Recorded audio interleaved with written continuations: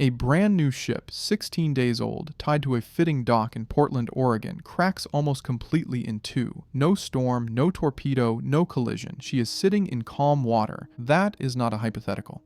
On the 16th of January, 1943, the T-2 tanker SS Schenectady, built at Kaiser's Swan Island Yard, completed just over 2 weeks earlier, split just aft of the bridge superstructure with a sound heard more than a mile away.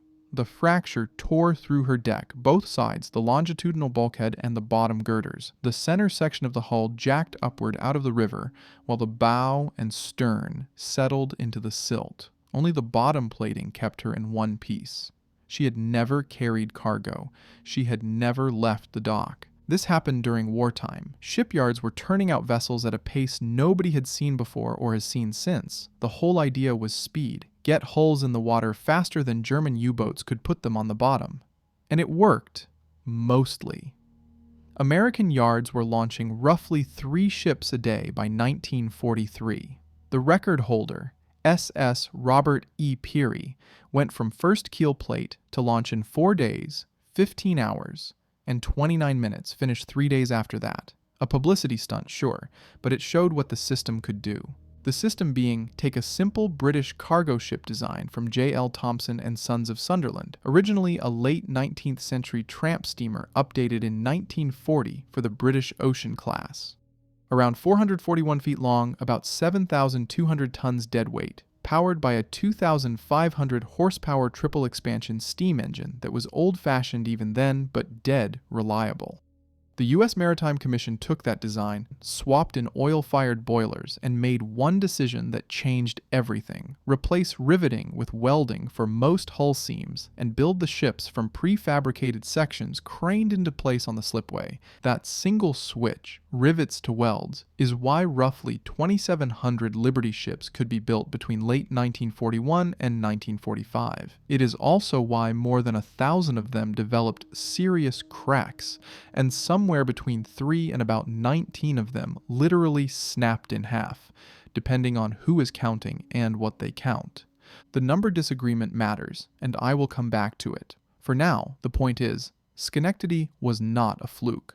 She was just the most visible early symptom of something deeply wrong, and the picture she made, a brand new hull cracked open at the dock, was impossible to ignore, even under wartime censorship. The tonnage math of 1942 was brutal. U-boats were sinking Allied merchant ships far faster than traditional yards could replace them. Britain's shipbuilding capacity was stretched past its limit, and the country needed supply convoys just to eat. The response was to turn American shipbuilding into something closer to automobile manufacturing. Henry Ford's assembly line applied to steel hulls. Prefabrication meant hull sections, deck houses, and machinery blocks were assembled in shops on shore, then lifted by crane onto the slipway and welded together like oversized building blocks. 16 different yards across the country ran this system. Up to 700,000 workers, roughly 30% of them women, were trained quickly in welding and assembly rather than the traditional shipwright skills that took years of apprenticeship to develop. A riveter needed a practiced team and a rhythm built over months. A welder needed a few weeks of training and a steady hand. Early in the program, building a single Liberty took around 230 days. By 1943, some yards were finishing a hull in 41 or 42 days from keel laying to delivery. Labor hours per ship at California Shipbuilding Corporation dropped from around 1.7 million for their first Liberty to somewhere between 400,000 and 500,000 for later ones. That is a compression from 273 days to roughly a month and a half. At peak output, American yards were launching about 3 Liberty ships per day across the country, 3 ocean-going cargo ships every day rolling off slipways from Portland to Baltimore. The Liberty was designed as a 5-year expendable hull. Nobody expected these ships to last 3 decades. The whole concept was, get enough cargo capacity into the Atlantic that the Allies could survive the U-boat campaign, accept losses, and build replacements faster than they go down. On that score, the program succeeded spectacularly. Allied shipping capacity grew despite massive losses. The U-boat threat was ultimately beaten, not by sinking every submarine, but by building faster than the submarines could destroy. The American Bureau of Shipping, the classification society responsible for structural standards, told yards something that looks uncomfortable in hindsight. In early 1942, ABS guidance said that early completion of serviceable ships is of greater national importance than the high measure of perfection required for full durability, speed over longevity. Get them wet, and that was policy, not accident. Now the welding question. The simplified version of this story goes: they replaced rivets with welds. The welds cracked, ships broke. That is wrong in an important way, and getting it right matters because the real answer is more interesting. A riveted hull is made of overlapping steel plates held together by tens of thousands of rivets. Every rivet hole is a small stress concentrator, yes, but each riveted joint also creates a mechanical gap between plates. If a crack starts running through one plate, it hits the edge of that plate, encounters a row of rivet holes and the gap to the next plate, and generally stops. The riveted seam acts like a series of small walls that a crack cannot easily jump. This was not planned. Nobody in the 1890s was thinking about fracture propagation, but it was real and it worked. A welded hull is continuous metal, one plate fused to the next, all the way around the ship. Better watertight integrity, stronger in a static pull test, lighter for the same strength, meaning slightly more cargo space, and enormously faster to build, since you do not need the precision drilling and the teams of riveters with their decades of trade skill. These were real advantages, and they were the right call for wartime production. The problem was what happened when a crack did start. In a riveted ship, the crack would have to jump gaps. In a welded ship, a crack that started at a stress concentrator had a continuous metal highway stretching in both directions around the hull. If the conditions were right, or wrong depending on your perspective, that crack could run at close to the speed of sound through the steel, circumnavigating the ship before anyone could react. The welding did not cause the crack. It removed the things that would have stopped it. There is another thing welding does that riveting does not, and it is invisible once the hull is painted. When you weld two plates together, the process of melting and re-solidifying the metal locks in enormous tensile stresses in and near the weld. Residual stresses that can approach the yield strength of the steel itself. The hull sits there at the dock before it has ever carried cargo or met a wave, already carrying locked-in tension along every weld line. Riveting produces some residual stress too, but nothing on that scale. Then add service conditions. A steel ship riding over waves alternately hogs and sags. When a wave crest sits under the midship section, the ends droop down and the deck stretches in tension. When the crests are under the bow and stern, the middle sags, and the bottom stretches instead. For a dry cargo ship with heavy loads, the worst tensile stresses tend to hit the deck near midships during sagging, which is precisely where the Liberty's big rectangular cargo hatches were cut into the deck plating. Add thermal stresses from cold seawater chilling the hull plates while the inside stays warmer. Differences of tens of degrees across the plate thickness, and the stress picture at a square hatch corner in the North Atlantic in January starts looking very unpleasant. Peter Thompson's study of wartime U.S. Maritime Commission and Coast Guard records shows that by January 1943, even before Schenectady, 10 ships had already suffered what were classified as Class 1 fractures. Cracks that either caused total loss or ran far enough into the strength deck or shell to endanger the vessel. 8 of those 10 were standard Liberty ships. These early fractures were handled quietly. Ships went into repair yards, cracks were cut out and re-welded, and nobody outside the technical community heard much about it.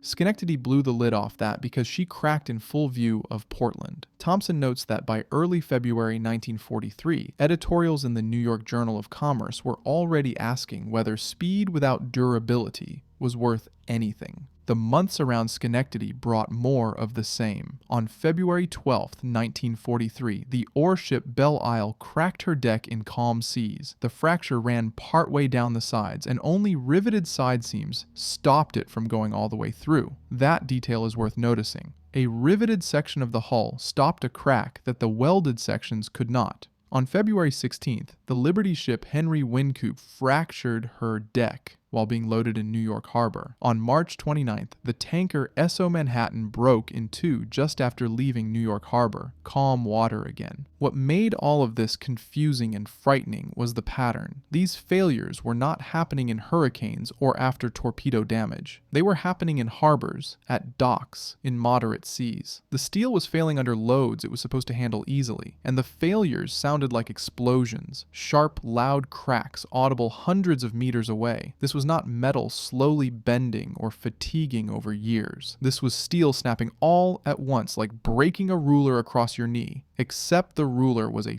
441-foot ship hull. In early 1943, the U.S. Maritime Commission set up a board of investigation into welded ship failures. They funded more than 30 separate research projects covering stress analysis, metallurgical toughness testing, and weld quality studies.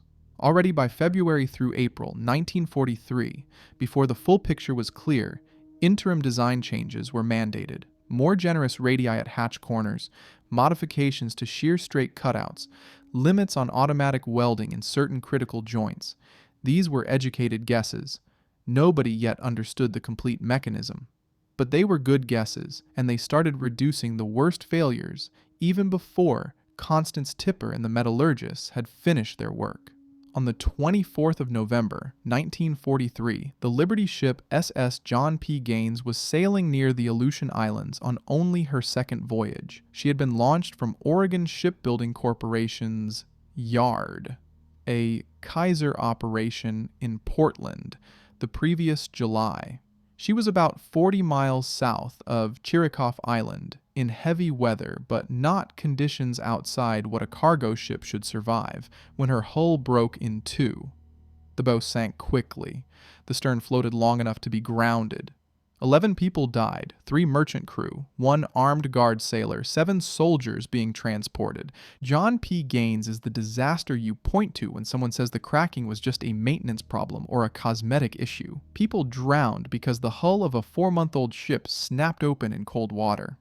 Post-war analysis consistently pins this failure on brittle fracture of the deck plating near hatch openings, square hatch corners acting as vicious stress concentrators, combined with steel that had lost its ability to bend and absorb energy at the water temperatures off Alaska. The crack started at a defective weld in one of those high-stress zones, and once it started, nothing in the welded structure could stop it.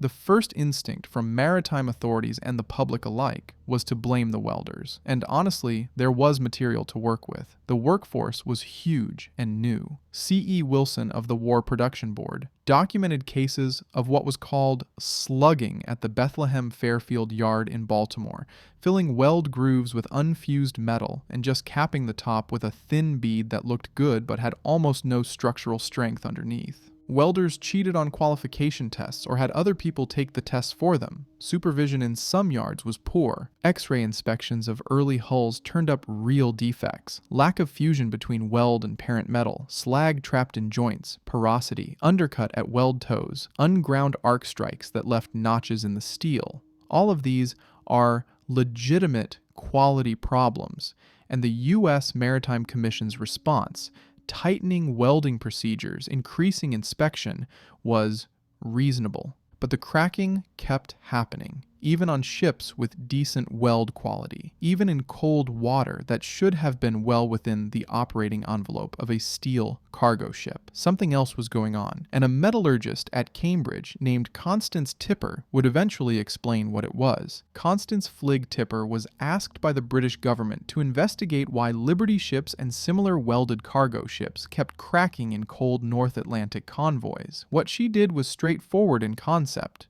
but nobody had done it systematically on ship steels before.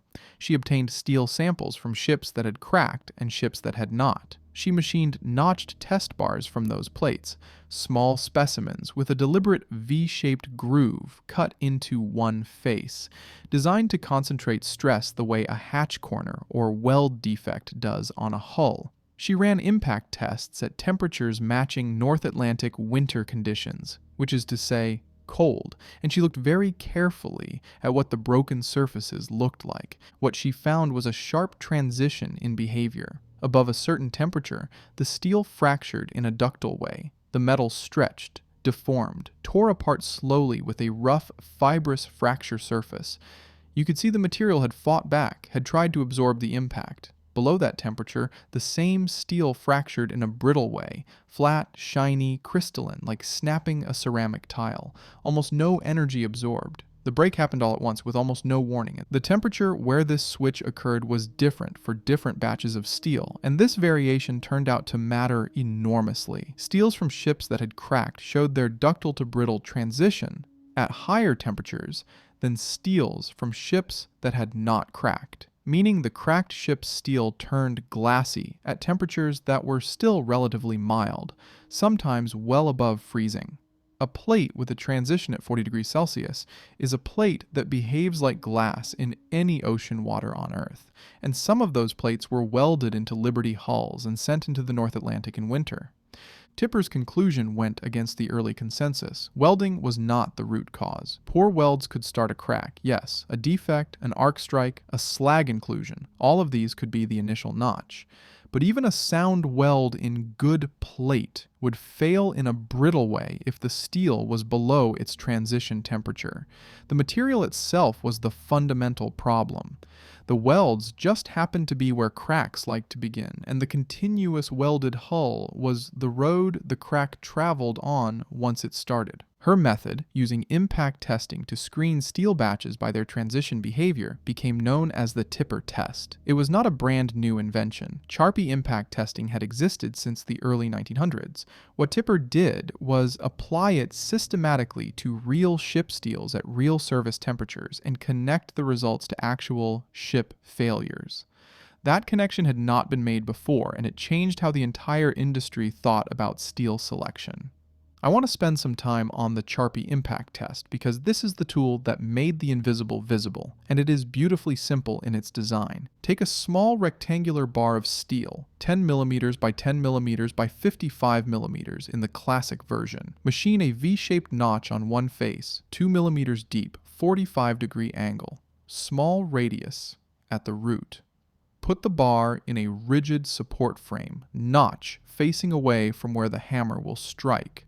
Release a pendulum of known mass from a known height. It swings down, hits the bar on the opposite side of the notch, and breaks it.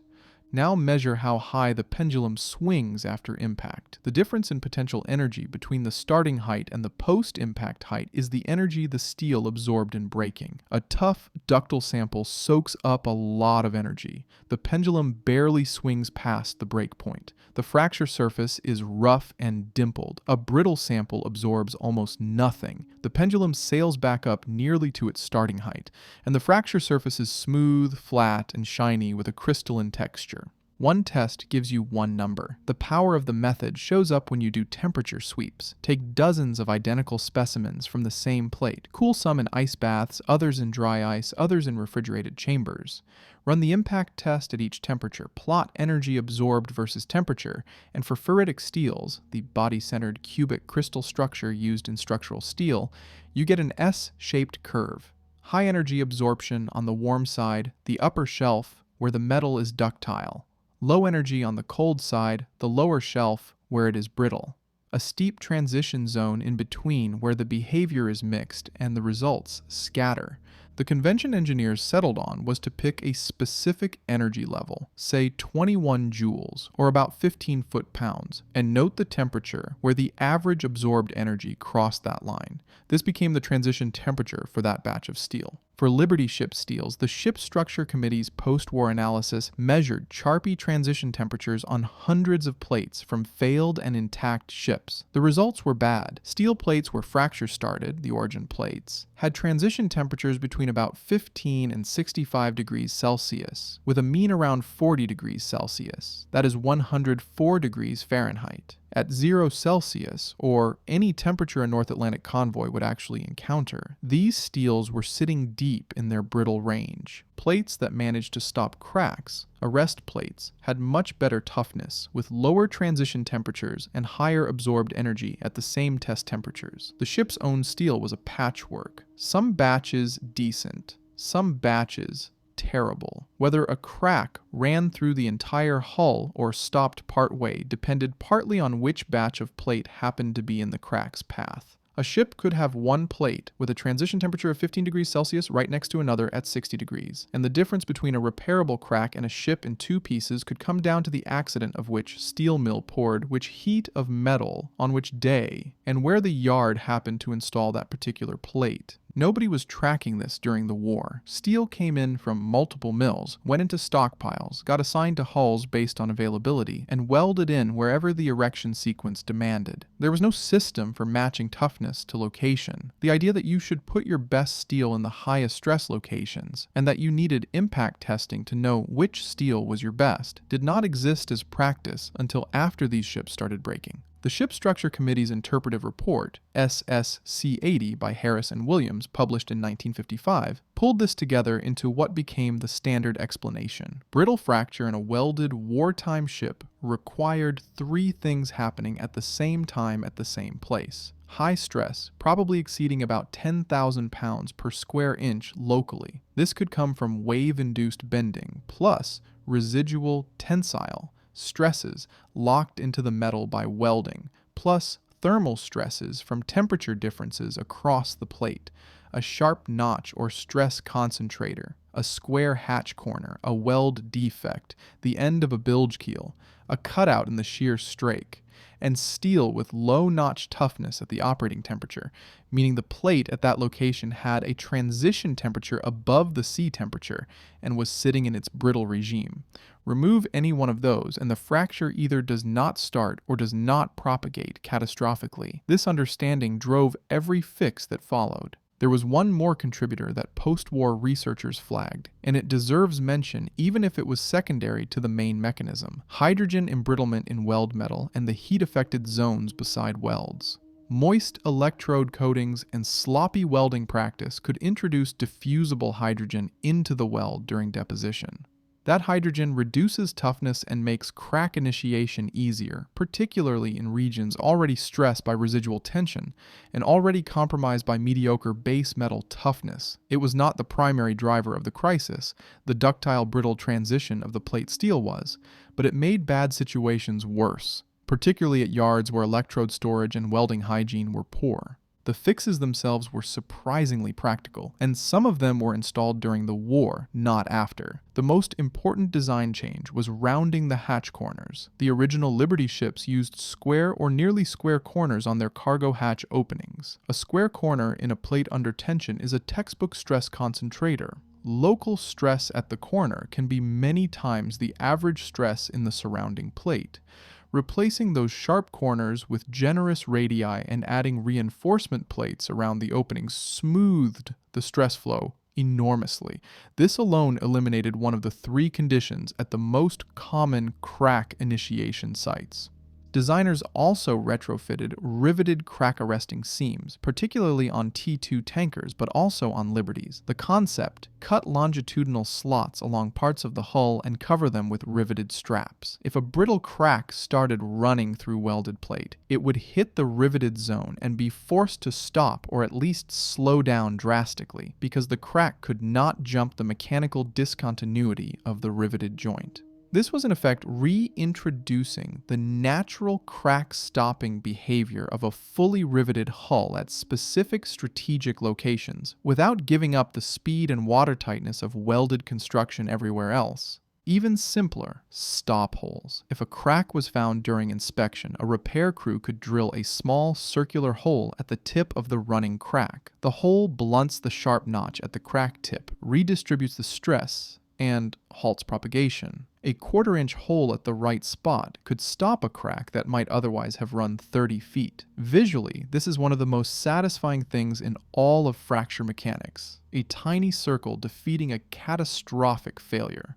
The numbers tell the story of how well these fixes worked. SSC80 data show that early all-welded Liberty ships with original design details suffered serious cracking incidents at a rate of about 195 per 1,000 ship years of service. After the design improvements, rounded hatches, crack arresters, better welding practice, the rate fell to about 35 per 1,000 ship years. The basic steel quality had not changed. The ships were still using the same wartime plate with the same mediocre transition temperatures. The difference was that cracks were less likely to start, and when they did start, they had somewhere to stop. Even with the fixes, fractures kept appearing through 1944 and 1945, but fewer catastrophic breaks. By June 1946, official U.S. records showed 103 Liberty vessels with at least one Class 1 fracture, another 291 with Class 2 fractures, and over 1,000 distinct fracture incidents logged total, with some ships cracking multiple times. The fixes had not eliminated cracking, they had made it survivable. A crack that would have split a hull in 1942 might run 10 feet and stop at a riveted arrestor strap in 1944. The ship would still need repair, but the crew would live. The scale of the whole problem deserves a clear accounting, with the honest caveat that numbers vary by source. Total built, about 2,708 Liberty ships, though some counts run as high as 2,751, depending on which subvariants get included. Total with recorded brittle fracture damage, 1,031 Liberty ships had at least one damage event by April 1946, according to the Kobayashi reconstruction using U.S. and Allied data. Across all welded cargo ship types, 4,720 individual damage reports were logged. Ships with serious structural fractures, 103 Liberty vessels, had at least one Class 1 fracture, and another 291 had Class 2 fractures, per Thompson's analysis of Maritime Commission and Coast Guard records. That means more than 15% of the entire Liberty fleet suffered cracks bad enough to threaten the ship's safety or require expensive repair. Ships that broke completely in half. This is where sources genuinely disagree. Conservative academic references aligned with U.S. records say about 3 Liberty ships broke in half and sank, plus additional T2 tankers. Specialist maritime history and museum sources, drawing on international data, identify around 19 Liberty ships that split in two in some fashion, at sea, in harbor, or after grounding. The discrepancy comes from what counts. Do you include ships that cracked apart while already aground? Ships that broke in harbor versus open ocean? Different analysts draw the line differently. Ships lost beyond repair from fracture-related damage, more than 200 out of the roughly 2,700 built. The economic cost, estimated by the Ship Structure Committee, came to nearly $100 million in 1940s currency, not counting the value of lost cargo, not counting the lives. Thompson's econometric work on the CalShip Yard, California Shipbuilding Corporation at Terminal Island, gives the sharpest look at how the push for speed created risk. CalShip delivered 336 Liberty ships, along with 131 other vessels, including Victory ships. 63 of the 306 standard Liberties from that yard developed fractures. 19 of those were Class 1. A fracture rate of about 20% for a single yard. Thompson ran statistical models, Probit and Weibull hazard regressions, and found that reducing direct labor hours per ship strongly predicted a higher chance of later fractures, even after controlling for service time and design modifications. His estimate for ships built before the May 1943 design changes, dropping from about 1.25 million labor hours per hull to 350,000 hours, increased the predicted probability of significant fracture from near zero to roughly 1 in 3. Speed and fracture probability moved together, and the relationship was not subtle. 4 yards that Thompson identified as high productivity operations, CalShip, North Carolina, Oregon, and Permanente, had pushed prefabrication and crane capacity the hardest. They had the most intense tension between throughput and quality, and their output features prominently in the early fracture records. The incentive structure encouraged exactly this tension. Government contracts included bonuses for early delivery, and ABS had given the industry explicit permission to trade durability for speed.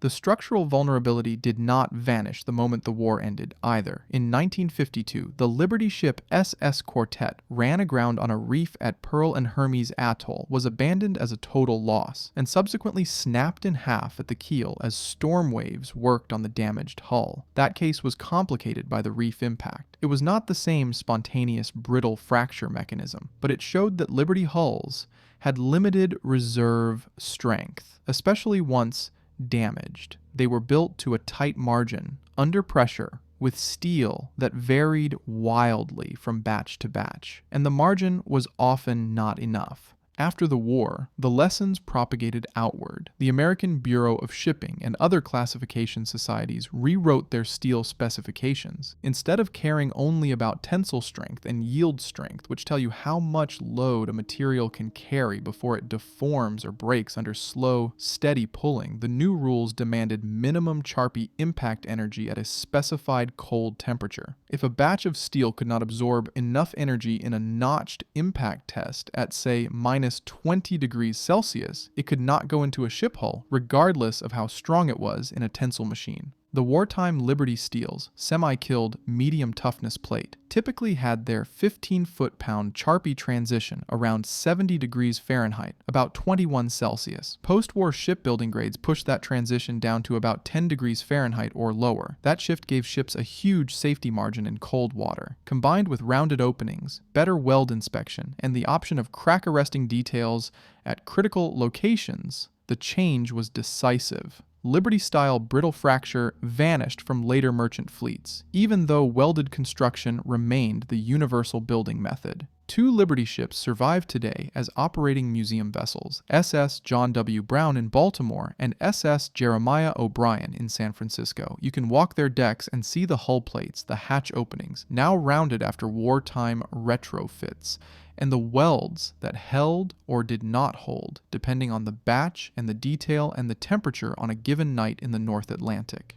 One Japanese failure analysis database calls the Liberty ship cracking crisis the most expensive and large-scale experiment of the century, the event that turned fracture mechanics from an academic curiosity into a working engineering discipline. That framing is about right. The steel that cracked taught a generation of engineers what questions to ask before building anything out of welded metal, and the Charpy specimens that Constance Tipper broke at low temperatures in her Cambridge laboratory became the standard gatekeeping test for structural steel worldwide.